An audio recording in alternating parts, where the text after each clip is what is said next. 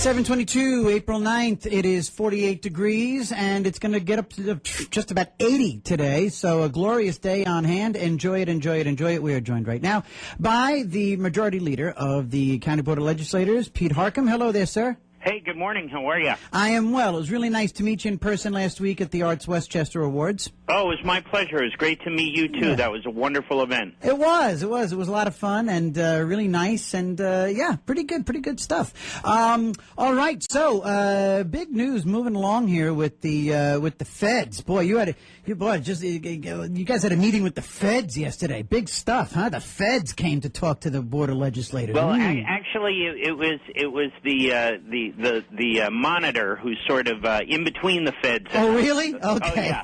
Yeah, it was the monitor, and actually it was a very, very productive conversation. Mm-hmm. And he sort of outlined where the areas of dispute are and perhaps paths forward. And you know, taking all the politics out of it, right. He said his two overarching goals. Mm-hmm. You know, obviously the court has mandated him to see the consent decree is fulfilled, right. But also the purpose of the decree is fulfilled. Mm-hmm. So you know, there's the bricks and mortar, the 750 units, mm-hmm. and then the purpose is in their mind changing the culture of housing in Westchester. Mm-hmm. And then to that point, then there were three still. Pardon me, it's early. Still three major areas of contention mm-hmm. That they have. One was the source of income legislation piece, which the Second Circuit court just ruled against the county executive on Friday on. Mm-hmm. The second is the affirmative marketing plan is still not complete.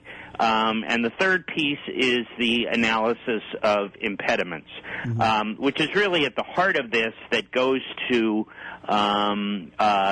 CDBG even before the suit was done. Mm-hmm. So the monitor has said that he is working with the local municipalities to get additional information in addition to what the administration and the planning department provided them. Mm-hmm. And they're hoping that sometime soon they might be able to finally close the loop on the zoning analysis, and if there are problems, identify them so that they can be changed. You know, I don't think any community in Westchester has deliberately established zoning to keep folks out. Now, when they established those zoning codes 30, 40 years ago, you know, by today's standards, if they are exclusionary, I'm sure they'll change them. For instance, if you come up north in the watershed, New York City DEP has very strict regulations for protecting the watershed. Right. Also, there's an agricultural district up here, so they're larger parcels.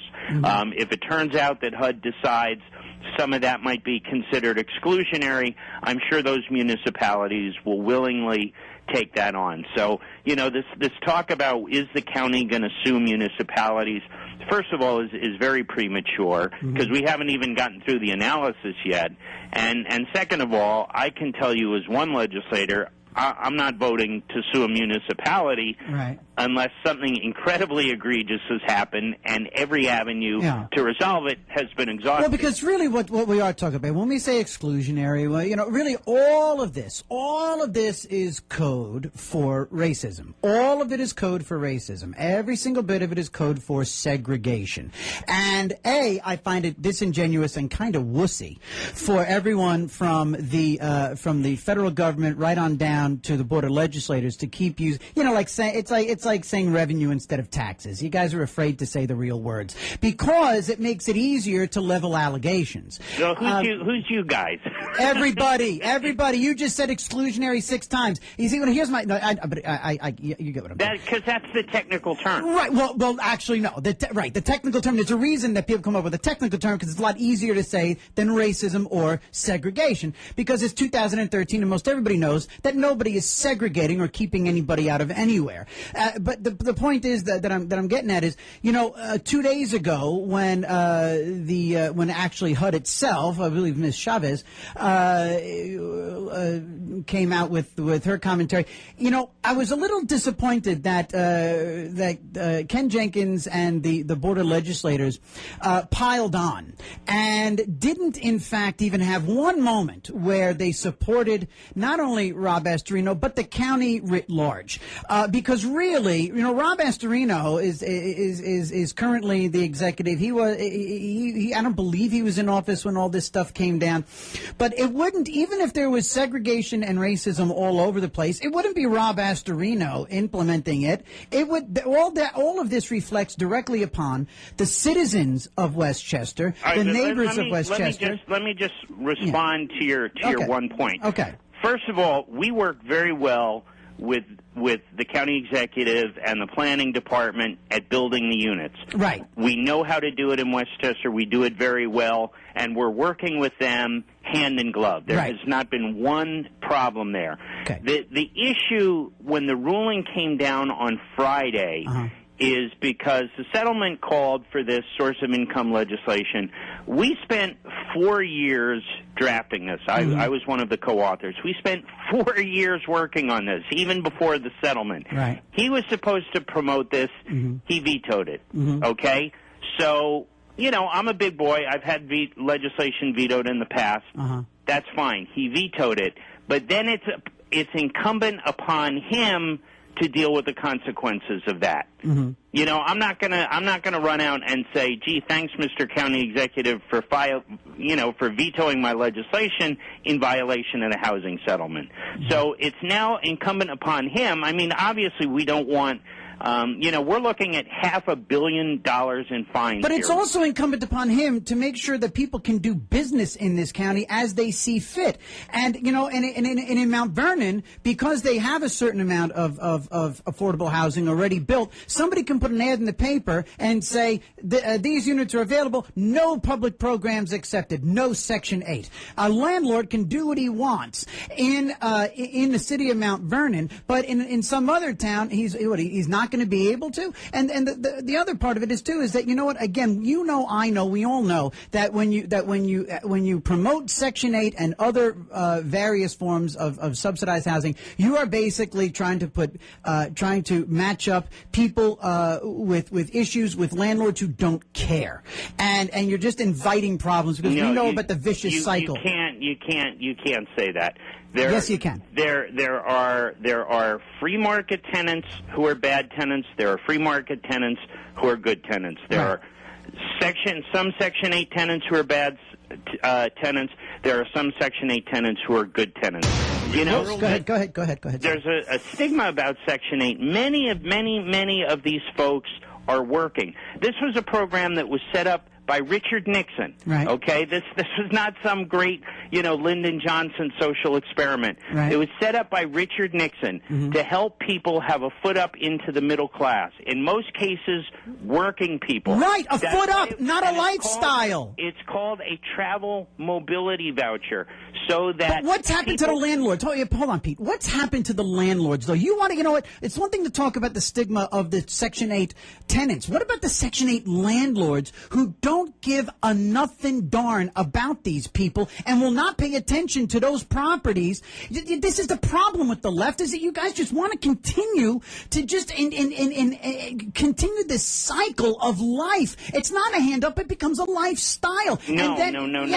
Oh God, Peter, how about just letting people get into business? How about letting landlords do what they wish with their properties and having people live where they can and continue to be as upwardly mobile as they can and change their life and move when they can? All of that was still possible under this legislation. And in speaking with the real estate industry, we took out, we exempted co-ops and condos. We took out small mom and pop landlords who own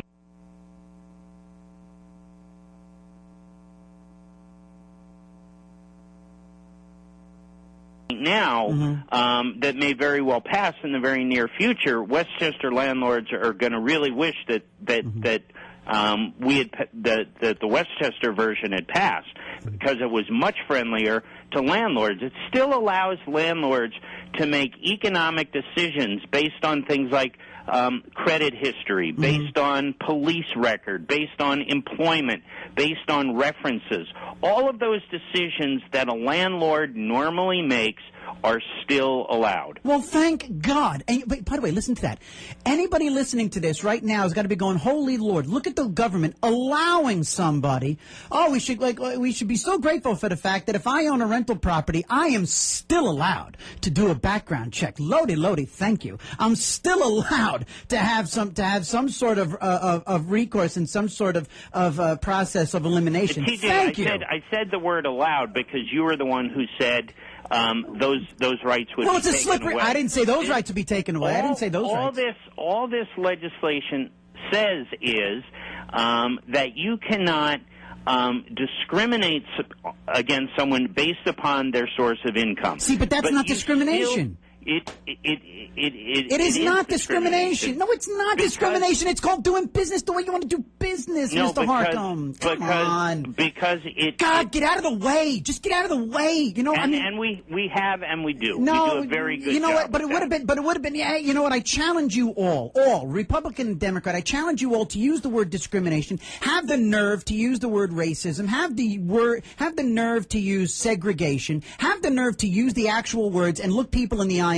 and accuse them of that going forward. It is de facto segregation, and that's why the court then say it. And the Justice Department are focusing much on this. Then don't call it the easy thing to call it. Be nervy and call it. Personally, I have never shied away from using the word. I'm talking to Royal segregation because when the only place that takes Section 8 are pockets in Mount Vernon and pockets in Yonkers, what happens is you do get a segregated society where the poorer folks are all then forced into these corridors in Yonkers and Mount Vernon, and yes, they are excluded from other parts of Westchester. And you know what? And finally, I'm glad that you said that because you know what? That brings me back to my first point. Westchester is under a microscope. Westchester is being accused of being being a segregated county, of being a racist county, and instead of piling on, you guys had an opportunity to say, look, well, we disagree with having been vetoed. There is an onus on the county executive, but we are not a segregated county. We are not a discriminatory county. We are a welcoming county where everyone is upwardly mobile and welcome everywhere. And we rebuke the notion that is being put forward by the federal government. We've said that. But no, you guys took it as an opportunity just to pile on. Stop. No, I'm not going to stop. No, we said that when we were considering the housing settlement. We all said that on both sides of the aisle, and it was about what was the best for the taxpayers of the county in lieu of the penalties we were facing. Now we're at the point where we've got to implement this thing, and we've got to get it behind us. Well, Pete, you should have said it the other day because right now the county, but you guys, look, you have the federal government looking to stick its nose in and try to deliver a Democrat into the county executive seat. We get it, we got it. That's what they're doing. No, but TJ, this started under the Bush administration. It has nothing to do with the county executive. Sure it does. Oh, it absolutely does. This started under the Bush Justice Department. Right. George Bush. Right, exactly. This is where this started from. Exactly, and it's going to end with the Obama administration. Do you think George Bush and Karl Rove were sitting there in their cave one day and decided they were going to put Ken Jenkins How dare you? the county executive? No, they wouldn't. No, they wouldn't let Ken Jenkins near their cave. They would have kept him out because he's an African American. Okay, listen, I got to run. You said that. I know. Listen, have a good rest of the day, and I'm running terribly late, but I'm glad I kept you around because we got to cover that. Thank you. Always a pleasure. Be well. All right. Yeah, you too. Thanks so much. Bye. All right. We went way long, but it was worth it.